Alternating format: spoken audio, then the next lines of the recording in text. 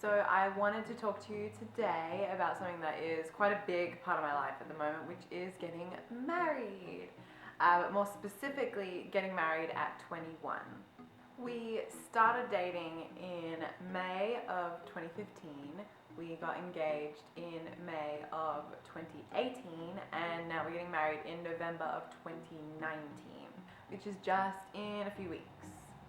The first thing that people always say to me is, no, you've got to love and enjoy your life while you're young and vibrant. And I feel like, first of all, rude. Second of all, I enjoy my life with my partner.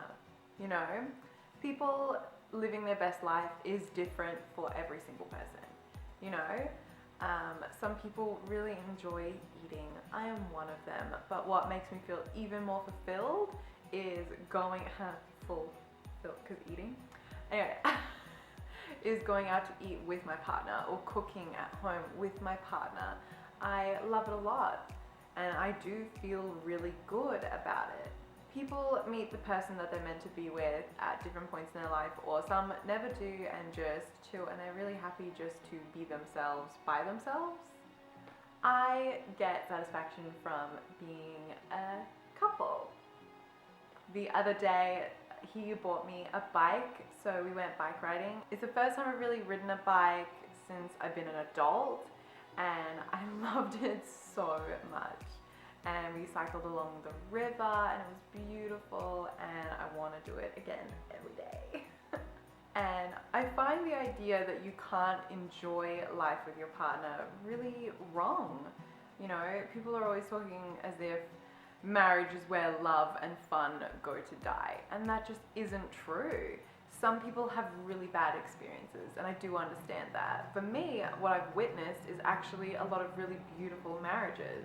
I'm very lucky that a lot of my family and extended family are all still happily married. Getting married at 21 used to be like quite a normal thing, especially like my mum's generation.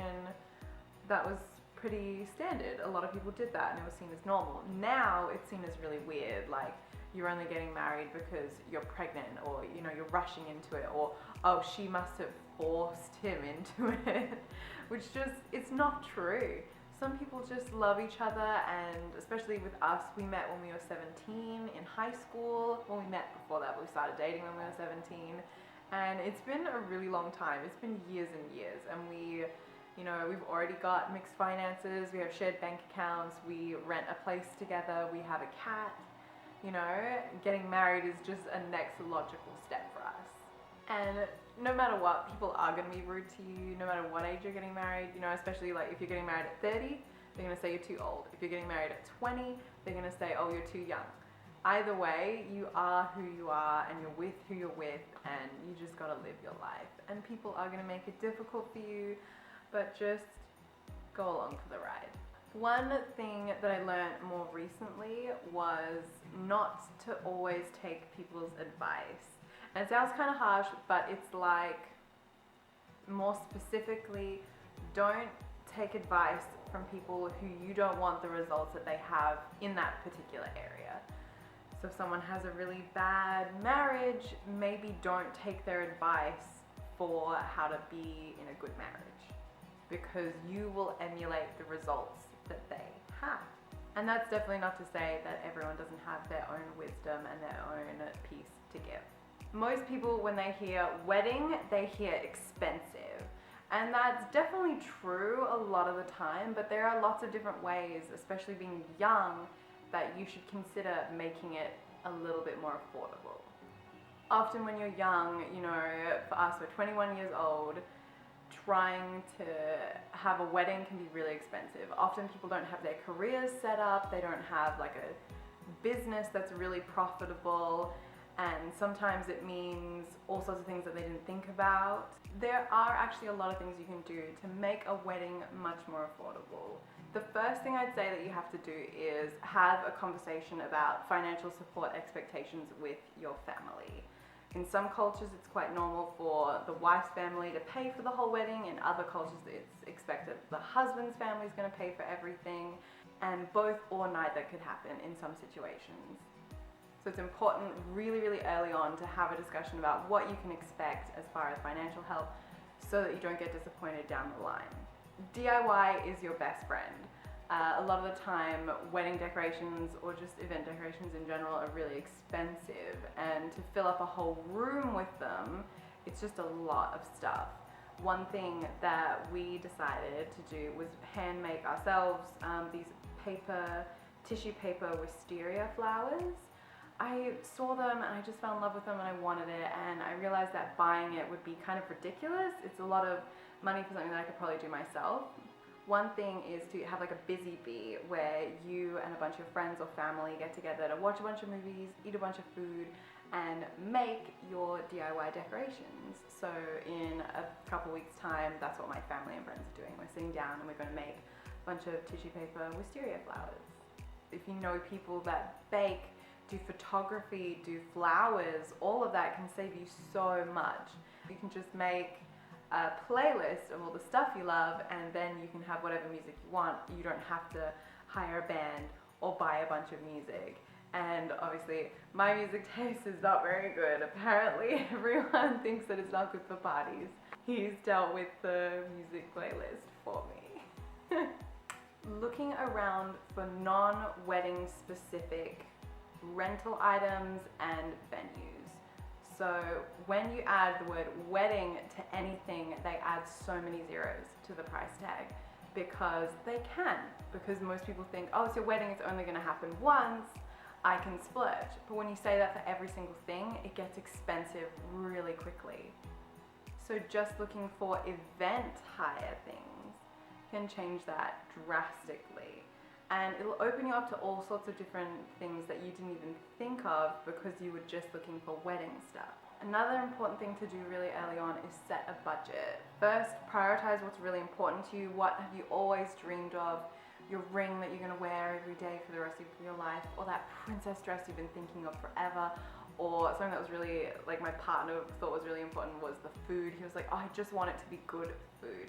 I don't want to get a sad, dry piece of chicken. And so once you've got your priorities sorted, then you can just write a list of everything that you need. Getting married doesn't have to take over your whole life. One really important thing to remember is that it's not just about that one day. It's about the rest of your life and your marriage together. Through this journey of planning a wedding, you want to really make sure that you guys are still talking and communicating really well, that they're happy with everything that's going on, you're happy with everything that's going on, and that you're still healthy. You're not going to feel good on your wedding day if you haven't been, dieting, exercising, taking care of your skin and your hair the way that you normally would. If you drop the ball with all of that to focus just on planning, you're going to feel really terrible on the day. So remember to keep up with self-care. One thing that I never thought about before was that my wedding day isn't just about me. It's not my day so much as it's everyone who's been there for us this day, everyone who's, been my shoulder to cry on through our relationship, everyone that has been there when he traveled and I couldn't go with him and it was really hard, everyone that was there for every big milestone and anniversary and house moving. All of those people want to celebrate you and want to enjoy it, and sometimes it means sitting down and listening to people's advice. One thing that I didn't even think of was to have so many extras of everything, and my mum suggested it and I was like, oh my goodness, I would have been so embarrassed if I didn't order all of these extra invitations because I completely forgot about people. And it's not like I forgot about them, like I don't care about them, it's just that it's hard to write down a list of every person you know, and you don't really think about it like that usually. And sometimes it means letting your parents invite an extra person that you don't know because it's their old friend and they want to celebrate that their child is getting married. And that's okay. But also don't lose yourself and don't lose what you want in that. Don't just bow to every single suggestion that someone gives you. Through this process, people are going to be really mean to you. People are going to be really nice to you. Some people are going to fawn all over you and be so excited. And others are going to get a little jealous that it's not them. and all of it, you've just got to go with the flow and remember that this is a really fun time for you. You're starting a new chapter, a new journey, and you've got to enjoy it. And you're not going to enjoy it if you think about all of the negative things, all the things that everyone has to say. So do enjoy yourself. Have fun planning your wedding, have fun with your family, your friends, your partner. Enjoy it all because it is a lot of work. My camera actually went dead in the middle of filming, so now it's nighttime and I don't have my same lighting, but I was just going to film my outro anyway.